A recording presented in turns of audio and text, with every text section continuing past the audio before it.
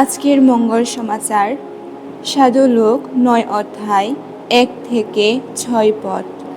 একদিন যীশু তার সেই ১২ জন শিষ্যকে একত্রে ডাকলেন সমস্ত অপদূতকে বশীভূত করার জন্যে ও মানুষের যত রোগ ব্যাধি নিরাময় করার জন্যে তিনি সেদিন তাদের বিশেষ শক্তি ও ক্ষমতা দিলেন।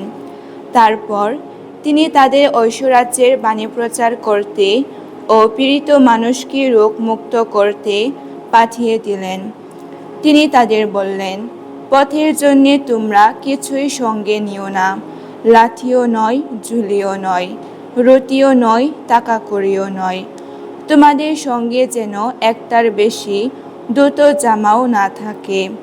তোমরা যে বাড়িতে আশ্রয় পাও না কেন সেখানেই থেকো, আর যখন ওই জায়গা ছেড়ে চলে যাবে তখন সেখান থেকেই যেও।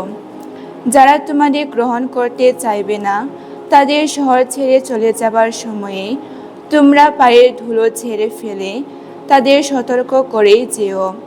শিষ্যেরা তখন বেরিয়ে পড়লেন এবং এক গ্রাম থেকে অন্য গ্রামে গিয়ে সব জায়গাতেই তারা মঙ্গল সমাচার প্রচার করতে লাগলেন আর পীড়িত মানুষকে নিরাময় করতে লাগলেন। প্রভুর মঙ্গল সমাচার।